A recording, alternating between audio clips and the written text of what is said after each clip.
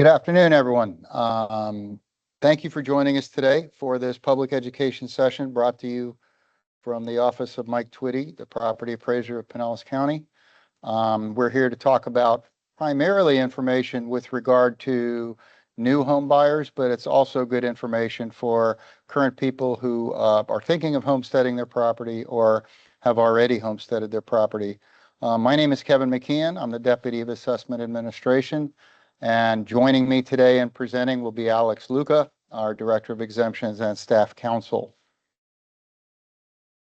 These are the topics we're going to cover today. Homestead exemption, Save Our Homes cap, portability, our tax estimator, other common missteps, and a few other good items of information for you that hopefully will benefit you in the future.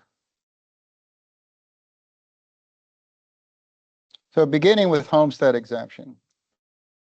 A homestead exemption is the primary exemption in Florida. It is a discount off your taxes, okay? And with homestead, you get a $50,000 plus exemption on your property, reducing your assessed value and determining taxable value.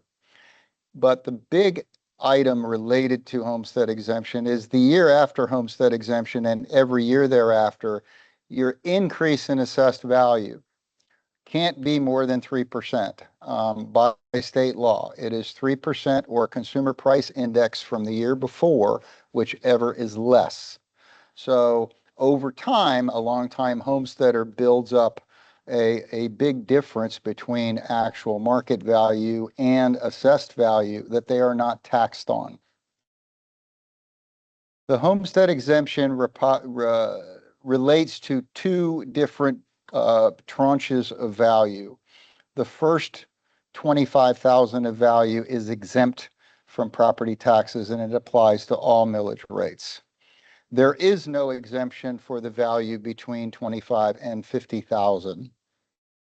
And then the second homestead exemption, which was 25,000 up until 2025, applies to all millage rates except school. So for school millage rates, you only have a $25,000 exemption. All other millage rates, you have both exemptions. That second exemption for the first time in 25 is now also indexed by consumer price index from the year before. So you'll see that amount 25,722. That was the exemption for 2025, and that will move up by CPI again next year and continue to move up on an annual basis. And then anything over that 25,722 and increasing there is no exemption with regard to your property taxes. Who qualifies for homestead exemption? You must own and occupy as of a January 1st. Okay, so if you bought your property on January 20th, you have to wait till the following January 1st to qualify for homestead. You must be a permanent Florida resident. Permanent Florida residency is primarily determined by having a Florida driver's license and having your car registered in Florida as well. That is a requirement if you move here. So we look at those two issues primarily as the qualifying criteria. There's only one homestead allowed per person or marital unit. A marital unit, husband and wife, can only have one homestead. So if you happen to have an exemption and no other residency-based exemption, if you happen to have an exemption on a home that you live in Georgia, for instance, you cannot qualify for homestead in Florida. You need to decide which one is more beneficial to you, the one in the state where you have the exemption or the one here in Florida if you have moved here and become a resident. And in addition, corporate entities do not qualify for a homestead exemption. So you have to be an individual or a trust, which we'll get into later on in the presentation. Now, a family unit is defined as a married couple. Okay, again, they can only have one homestead exemptions. In rare situations where a couple may claim two exemptions if there are no financial and emotional connections between the couple.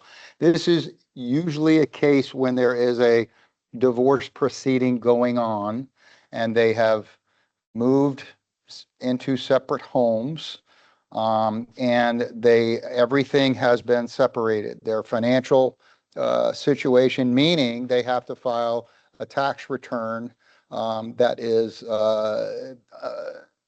married filing single. Okay, you can't have a joint tax return because that is a benefit. You have less taxes as a joint return. So if a couple who each owned a property with homestead gets married and does not remove one of the exemptions, it's important if you go into a marriage and you each have a homestead exemption, you're going to need to remove one of them the January 1 following your marriage. Otherwise, you could be subject to, if we don't find out about it, or if you don't tell us, if we find out down the road, you could be subject to not only paying the taxes as if you had no homestead, but a 50% penalty and 15% interest on a compounded basis. There are many links on our website, www.pcpao.gov, where you can file for homestead exemptions online. It's a very easy process. And if you would rather come to our offices in person, we have 4 locations throughout Pinellas County for you to come in. And again, all those addresses are on our website as well.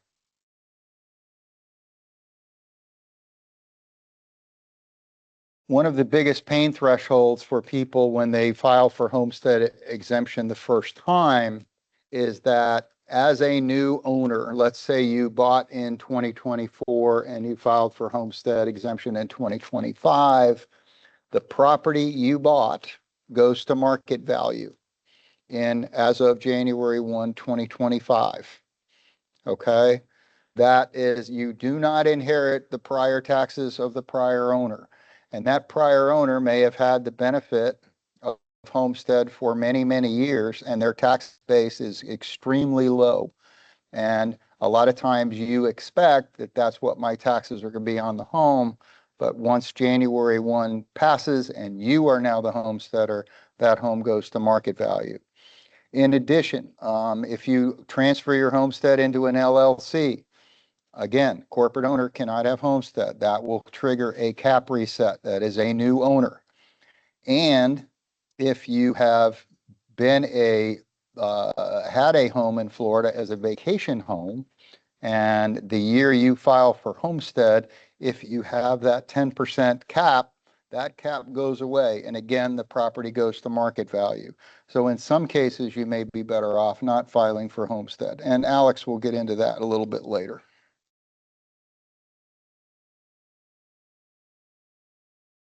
I hear from a lot of taxpayers who forgot to file for homestead or didn't file for homestead on a new home.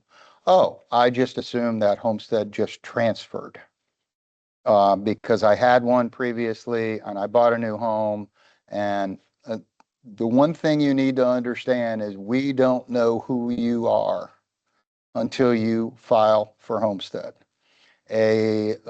Jack Jones could have bought another property and had homestead on a prior home, and all we know is that Jack Jones owns the home. We don't know if he intends to file for homestead. We don't know if it's the same Jack Jones who had the homestead in the prior home in Pinellas County or any other county. You need to file for homestead when you buy a new home, and you will qualify for that homestead the January 1 after you purchase and occupy. Also, we will remind you, but you also need to apply for portability. That Save Our Homes cap that you may have had on that prior home for quite some time, either in our county or any other county in the state of Florida, you're able to move that to the new property with certain restrictions, which Alex will cover in a little bit. Our office checks to see if there's a homestead on the prior home. but you should notify us if you missed it. We do our best to identify whether there's a homestead on the prior home, but the onus is on you to let us know you had homestead exemption on a prior home, and that's part of the application process, both in our office and online.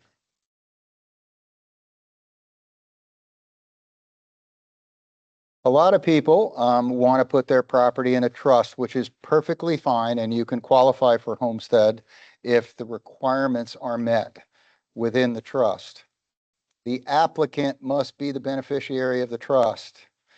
Their interest must be in real property, not personal property. Real property is defined as land, and that's what's physically attached. You must have the right to live there as the applicant, and only the person who has the present possessory interest is entitled to homestead. Okay, and in order for the trust to own the property, it must be deeded to the trust, and the deed must be recorded. So if you have any questions, if you're thinking about putting your property in a trust, please contact our office. We'll be happy. We have two attorneys on staff, and we'll be happy to guide you and help you get the right language in your trust or talk to your attorney who is preparing the trust. Alex being one of the attorneys who will, he'll help you in that regard. We cannot give legal advice, but our attorneys on staff will guide you in the right direction for sure. Homestead removal. We run into a lot of situations where people buy a property and they assume that the property they bought still has homestead on it from the prior owner. A lot of this happens in near the beginning of the year, January, February, March, April, etc., where a homeowner sells you their property. The property still has homestead on it, but there's a chance that the homeowner has qualified for homestead in another county, and that homestead will be removed. So that cap reset that you were looking to reset the following January 1 after your purchase will happen the year of your purchase, because that homestead will be removed. It is important that when you're buying a home, you ask the seller their intention with regard to leaving the homestead on, or are they taking it off with prior to sale.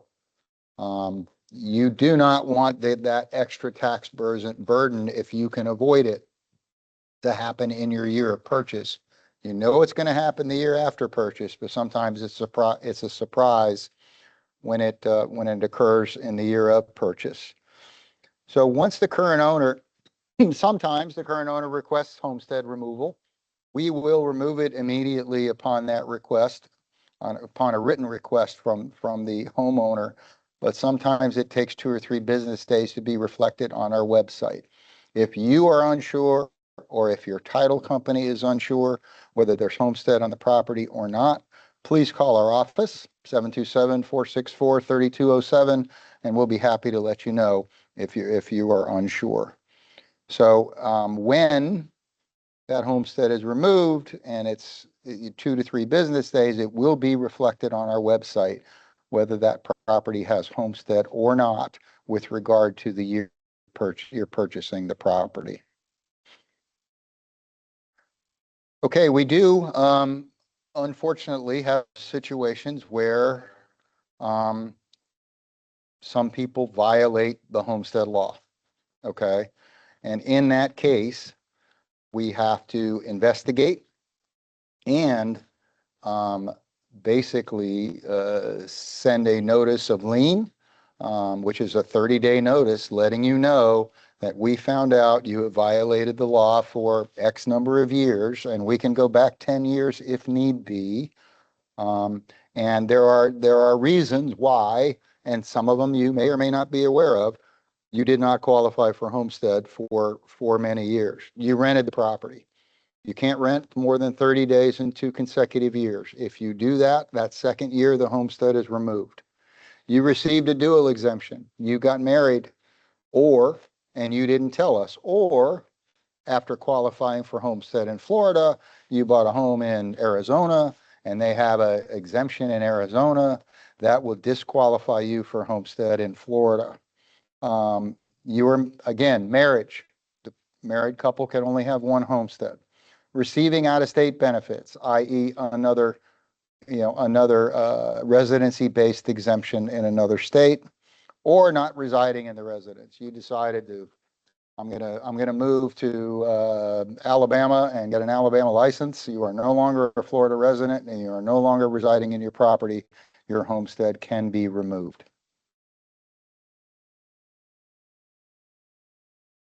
Back in 2008, the Save Our Homes cap was instituted back in 1992 and has been around for quite some time.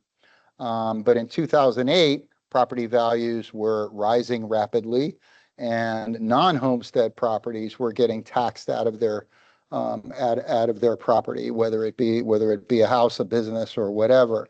So the state instituted a 10% cap, meaning, excuse me, your assessed value can only go up 10% on an annual basis, even though your market value may have gone up higher from year to year.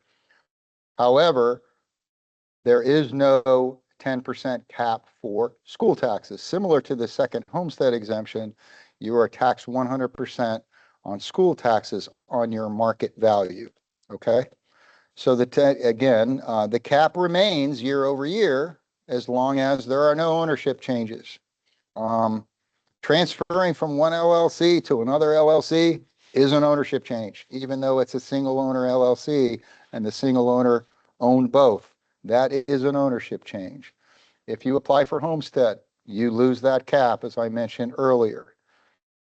And if there's any new construction, whether it be a homestead property or a non-homestead property that relates to increasing square footage, a pool, et cetera, that gets added over the cap because that is a new addition that was not contemplated by the cap. It's brand new. You will get that added over the cap the January 1 after it is completed. Okay, so now I'll turn it over to Alex to go over Save Our Homes and portability. Alex. All right. Thank you, Kevin. We will get into the history of the Save Our Homes cap first. Mr. McKeon mentioned earlier about what this is. Essentially, it's a limitation on the increase of your assessed value every year. It was voted in 1992, and it limits the amount you can go up. So 3% or the CPI, the Consumer Price Index, is the maximum your assessed value may increase.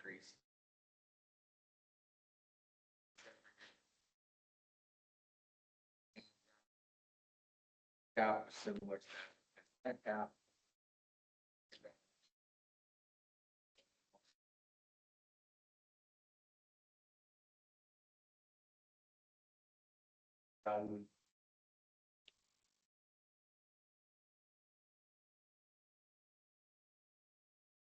So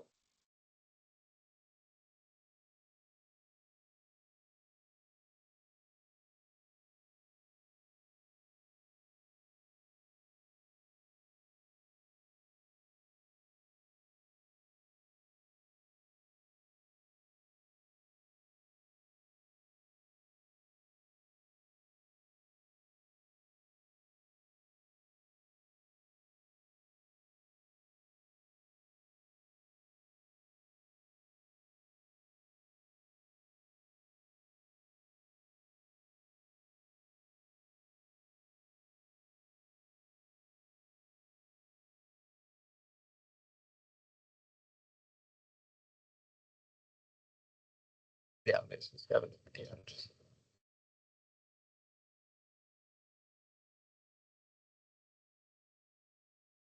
yeah. Yeah, give me a test on that. Test. Yeah.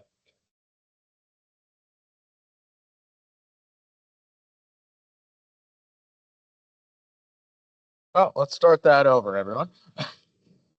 Looks like we had some technical difficulties with the mic. But all right. So thank you, Kevin. And now we'll resume our presentation. It's getting into the Save Our Homes Cap. So the Save Our Homes Cap was a provision voted in 1992 by the Lee County Property Appraiser at the time, spearheaded that amendment, and it was voted in. What it does is it prevents your assessed value from increasing more than 3% each year, or the CPI, the Consumer Price Index. The reason behind the amendment was similar to that of the 10% cap, which Mr. McKeon had discussed before, which was it was designed to protect voters, or excuse me, Florida residents from being taxed out of their homes as the market value increased. So how you can kind of calculate what your Save Our Homes cap is it's the difference between the just market value and your assessed value. The value cap. So here is a chart which is going to show you what the CPI was each year and then what the Save Our Homes cap was dating back to 2015. As you can see, back in 2015, the CPI was quite low. So the increase was quite low. Then as we got into 2022 and 2023, when inflation increased substantially, the cap was at the full 3% because the CPI was greater than 3%.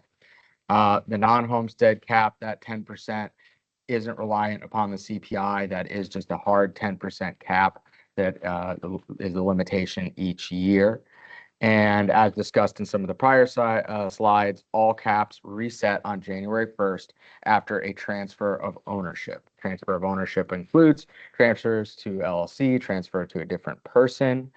There are certain exceptions to this rule, including transfers between spouses, transfers due to divorce, transfers between legal and equitable title, which can be putting a property into a trust.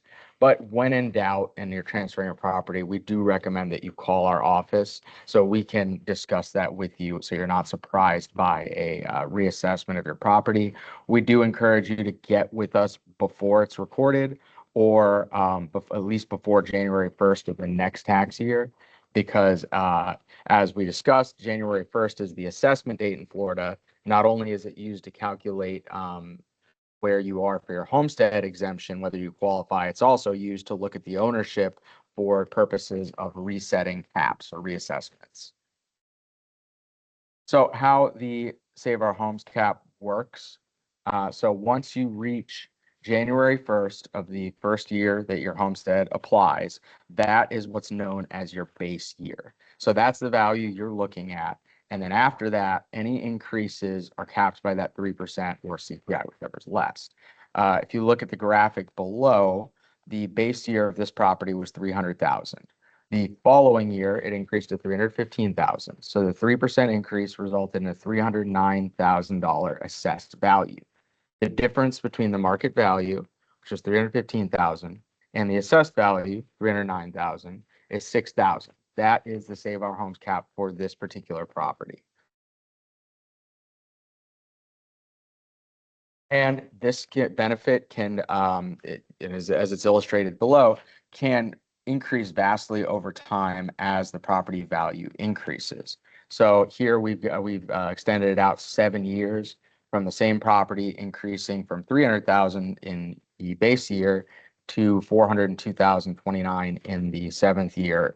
And as it continues to increase by that 3% each year, you can see that the Save Our Homes cap benefit increases substantially over that time. Whereas in the first year, it was $6,000. By year 7, as the property continued to increase in value, you've now accrued $43,813 in Save Our Homes cap that you're not being taxed on.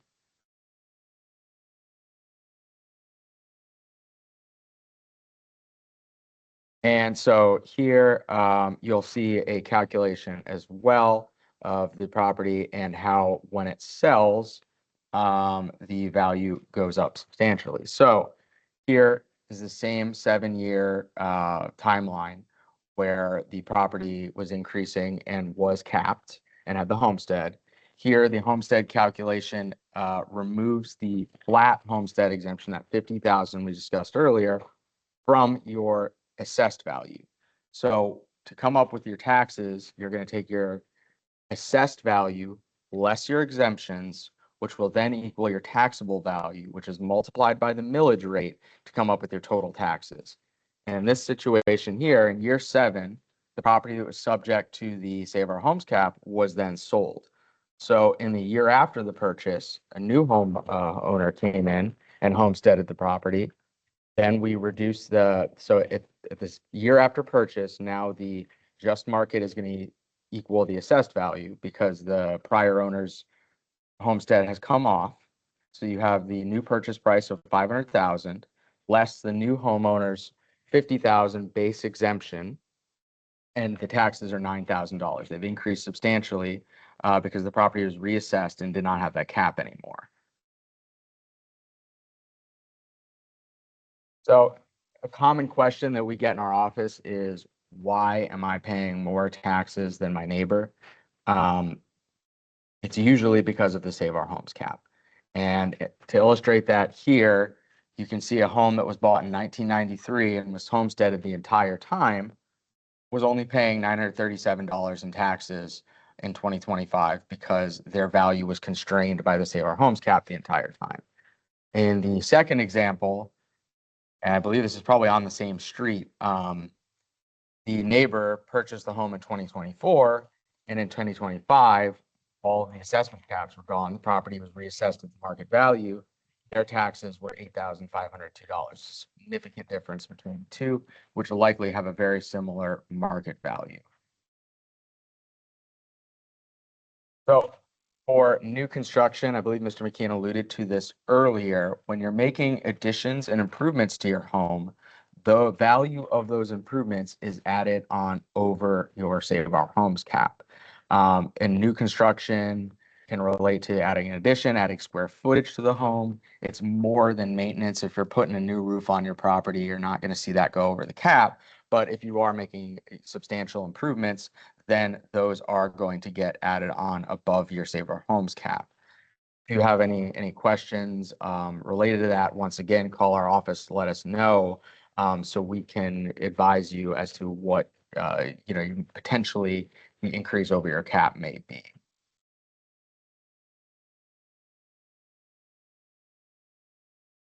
Now that the hurricanes are fresh on our mind, we're going to get into the calamity provision. This provision about new construction getting added over the cap does not necessarily apply when your home was damaged or destroyed due to a calamity, which is not limited to storm damage, but it could also be a fire or some other catastrophe that was outside of your control. But here in Florida, that is usually the case. So under the calamity provision, if your property was damaged or destroyed by misfortune or calamity, you can repair or rebuild the property and have those additions or repairs not added over your pre-damage value. So if it was damaged in the storm and you rebuild, the new rebuild is not going to go over the cap up to a certain percentage of the original square footage. For non-homestead properties, it's 110% or 1,500 square feet. For homesteaded property, and this is a recent law change, if you look down there at the bottom, it's effective as of June 26, 2025.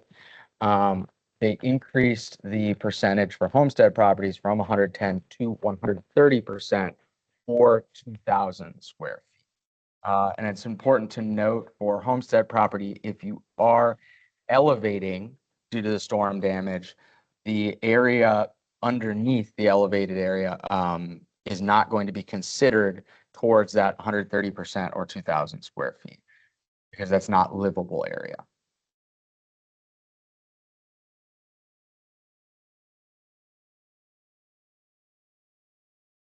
So some provisions related to this for the homestead one.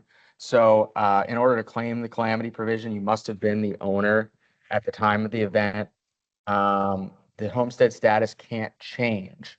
So if you were displaced from the event and you own another property and you move your homestead to that property, you can no longer claim the calamity provision. We highly encourage you to contact our office because in this situation, it may be beneficial to keep your homestead on the damaged property as opposed to moving it. And then sometimes it may be beneficial to move it, but we are willing to do those calculations for you and provide it to you in an Excel format. So please contact us if you do have that decision of whether or not you're going to move in and homestead on another property while you've been displaced due to a damaged home that you previously claimed homestead on. Same idea, if you demolish the structure, please inform our office of the same of this as well. If it's demolished and we don't know whether or not you intend to rebuild it and make it your home, we may end up removing your homestead. So please contact our office to let us know what your intention is if you were damaged and you're going to rebuild. There is a time limit on this calamity provision. You have 5 years to pull a permit starting January 1st after the first January 1st after the event. Very soon, we will be rolling out, if you look on the right here, this is going to be a calamity calculator. It's going to allow you to plug in the improvements that you intend to make to rebuild the home, and it will automatically tell you whether you're under the cap or going over the cap, the 110% or 130%, and what the effect of that will be.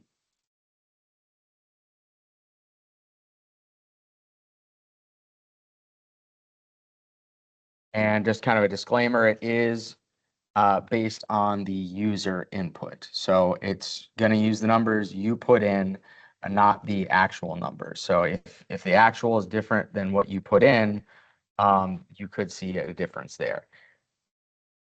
You'll also be able to print this out and keep it for your own records too.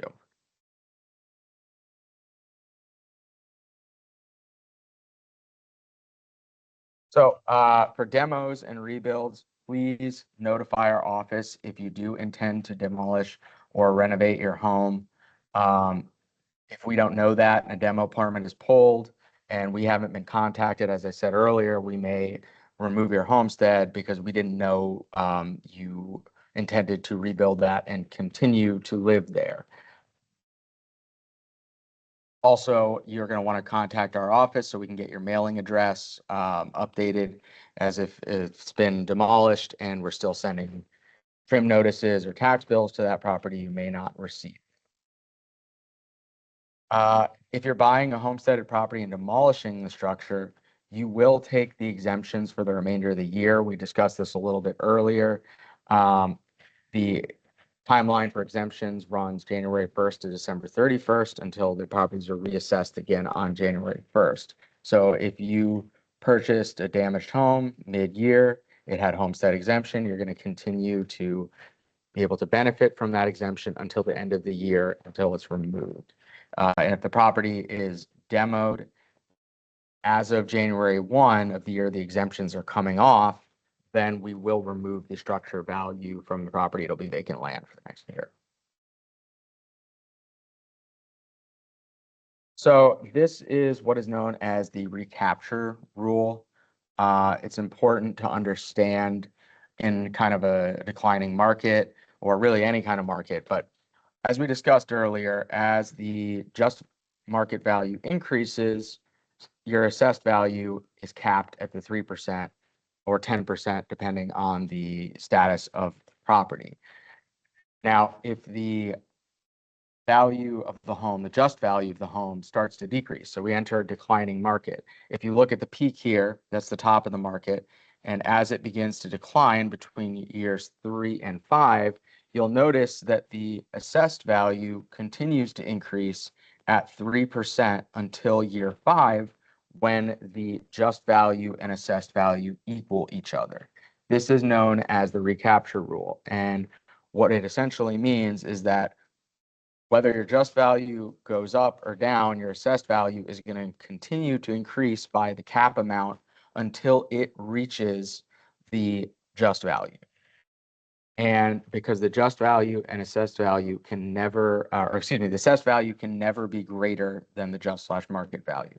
And as you see from year 5 to 6, the assessed and market are equal to each other, yet the market continued to decline. So the assessed value declined with the market value. Then between years 6 and 7, as the market increased again, the assessed value still only increased by 3%. And there was a Save Our Homes cap or 10% cap between those years that started to accrue again.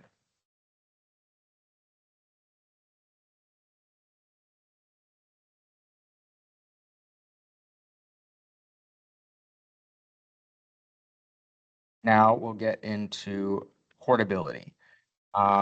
So we've discussed the Save Our Homes cap and the 10% cap at length. The portability is the concept that when you purchase a new home, you can bring any pre-existing Save Our Homes cap that you had on the immediate prior homestead to a new property. So there is a time limit on bringing portability to a new home. It's 3 years beginning from the year of sale, not 3 January 1st. And we'll get into a kind of a graphic that explains that a little bit better. But also, you must submit your portability application before March 1st, just like your homestead exemption application. We encourage you to apply for both of these at the same time, and you can also do that online. So estimating portability, you don't always take the full Save Our Homes cap you had on a prior property to a new one. If it's a lateral or upsize move based on the market value of the old home and market value of the new home, you take the full amount of your Save Our Homes cap to the new property. However, if you're downsizing, you take a pro rata share. So if you're moving from a $400,000 house, or excuse me, from a $500,000 house down to a $400,000 house, 400,000 divided by 500,000, you'd only take 80% of your Save Our Homes cap. So here is a graphic that kind of explains how the 3 years is calculated. So if you were to purchase at any point during year 1, that is your first year for portability purposes. So if you were to purchase, sell a home in November, that you really only have 2 years and 2 months at that point. It's not a full 3 years because year 1 starts whenever you sell.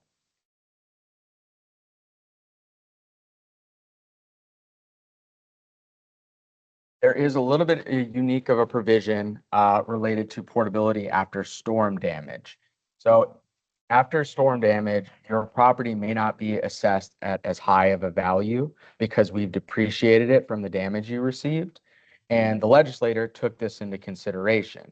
So if after a storm, we reduce your value, you're allowed to use your pre-storm portability number from the January 1st of the event of the storm.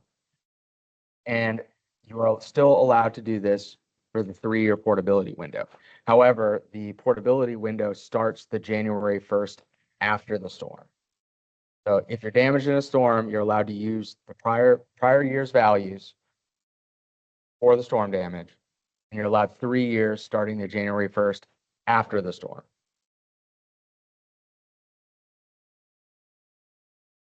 Portability in divorce is a contentious issue that our office runs into. So by law, if you own a property with your spouse, second you become divorced, the property reverts to tenancy in common. You no longer own that property as a married couple, you own it 50-50. However, a lot of times, the divorce decree may say one spouse is to give the homesteaded property to the other one via quitclaim. Sometimes the divorce order acts as a conveyance to the other one. Well, how does this affect the amount of taxes the spouse that's leaving, or if both spouses are leaving the marital home, how does that affect what they each can bring for their Save Our Homes cap? So there is a form for this that we always encourage divorced couples to fill out. It is called a DR 501TS, and it's at the bottom of the screen. This allows each spouse to designate how much of the portability each of them is going to take with them or keep on the home. However, in the event that the four spouses can't get the other person to fill this out, the law steps in, but it is in kind of a strange way. So if after the divorce, neither ex-spouse deeds off ownership of the property, so it remains tenants in common, 50-50 ownership, then one of them that's leaving can take that 50% of the portability with them to a new home. However, if prior to January 1, one of the spouses had deeded to the other spouse who's remaining on the marital home, then the one that deeded off their interest is out of luck. They can't port anything because they no longer have an ownership interest in the property unless the spouse who stayed on the marital home fills out a PR 501TS. And this can get complicated. So when in doubt, please call our office. If you are going through a divorce and have questions about your portability, we will assist you in being able to make sure that you make a well-informed decision. And now I'm going to turn it back over to Mr. McKeon to discuss our tax estimator and wrap it up.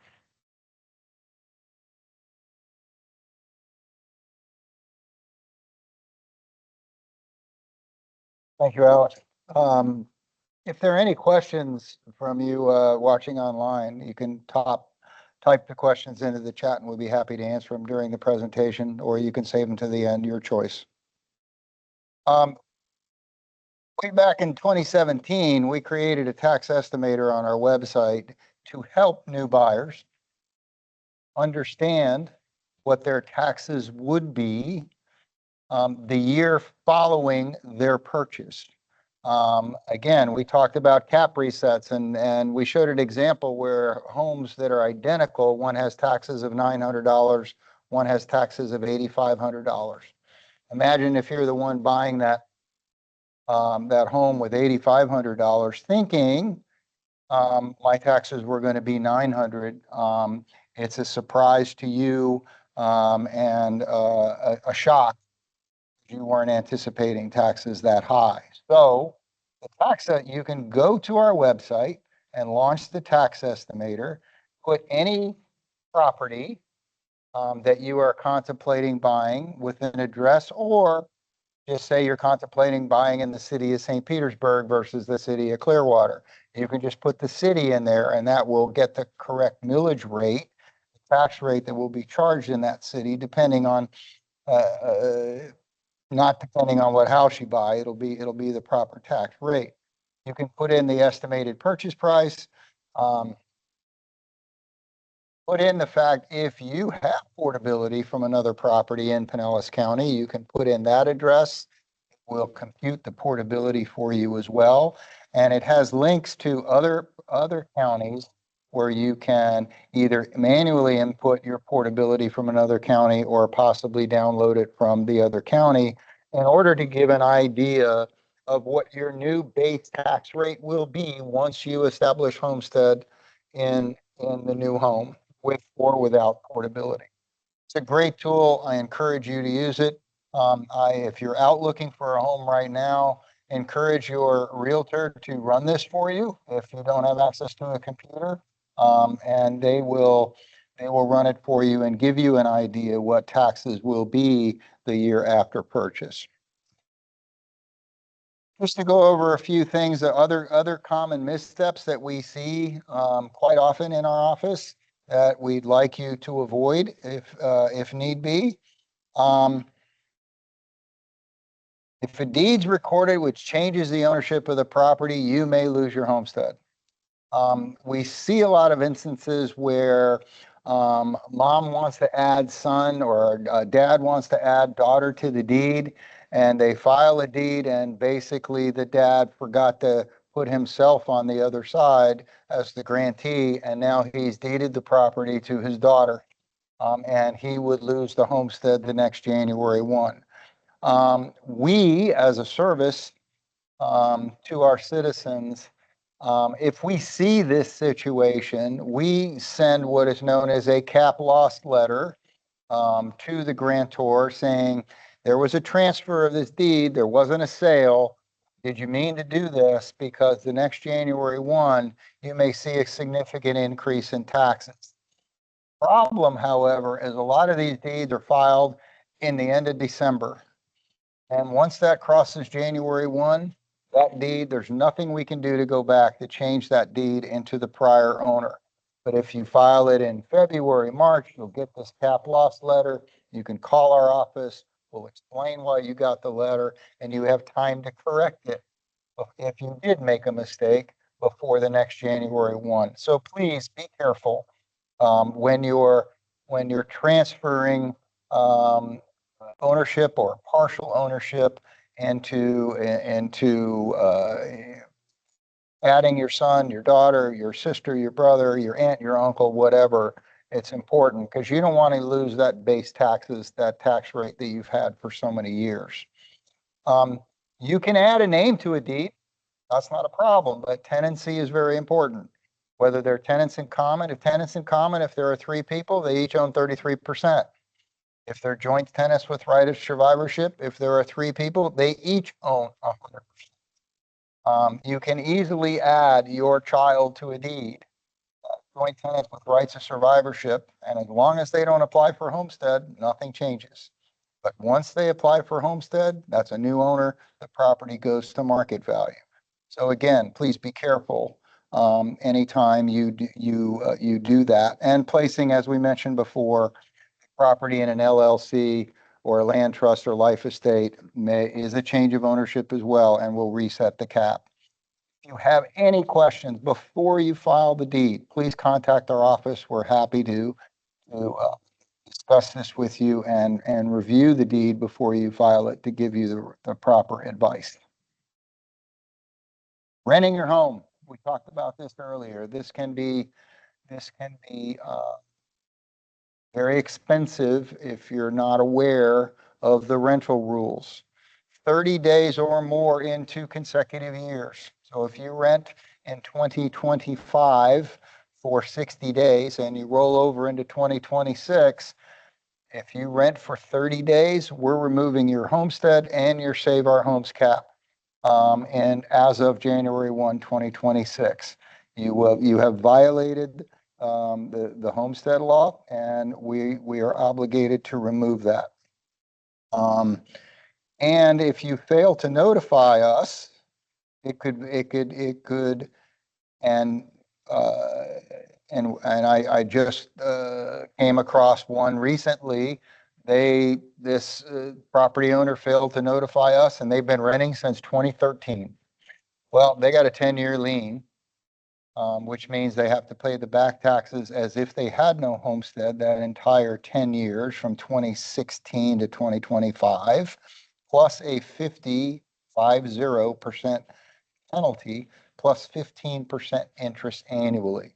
So please, if you're contemplating renting your property and for more than 30 days in 2 consecutive years, just notify us. If you're thinking about doing it, we'll be happy to give you an idea of what your taxes may be without homestead, so you can make the right financial decision for yourself. Couple of things to wrap up. Before we do wrap up, we have this public education series quite often. There are several topics. Today's first time in existing homeowners. The last one was notice of proposed property taxes, which you all received in August from our office. We have sessions on Florida property tax law, personal exemptions, and sessions for real estate professionals and also legal professionals as well. There are a wealth of information on our website. There are brochures about all the other exemptions. There are handouts created for buyers and sellers that talks about all the things that we've talked about today: portability and Save Our Homes, et cetera, and making sure you apply for homestead. So please visit our website, pcpao.gov. Take advantage of all the information that's out there. There's a wealth of information. We're here to help you make an informed decision and the right decision for you financially with regard to your property taxes. We have a newsletter tailored for homeowners, real estate professionals, business owners. We're on Facebook, YouTube, and if you can attend at any time our public education or sessions, either in person or online, and our YouTube channel has prior presentations that you can view at your viewing pleasure. Property fraud alert service.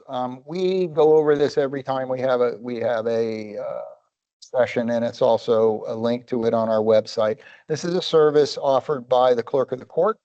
You will see it's propertyfraudalert.com, where you can register your name and your spouse's name if you are owners of a home.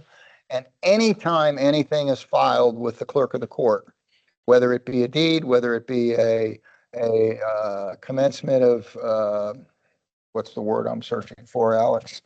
Commencement of repairs, notice of commencement with regard to repairs on your home or a permit, whether it be your mortgage is paid off. All these things are required to be filed with the clerk. And once they're filed, once you sign up with this service, which is totally free, you get a notification right from the clerk's office that something was filed in your name. It may not, my name is Kevin J. McKeon. I registered for this many, many years ago. I even get notices when a Kevin, middle initial P, McKeon, spelled first name and last name are the same. So I can go into the clerk's office to make sure that nothing was filed on my property in my name. It's a great alert service, and I recommend everybody to do it. It takes about 5 minutes to register. So that wraps up our presentation. If we have any questions, please enter them in the chat. If not, I thank you for joining us. We're happy to be here and help serve the citizens of Pinellas County. And please, any questions, any additional questions you have, go to our website, look at the FAQs, and if you're still not satisfied with what you see, give us a call, 727-464-3207. We're here to serve you, and we appreciate your attendance today. Thank you.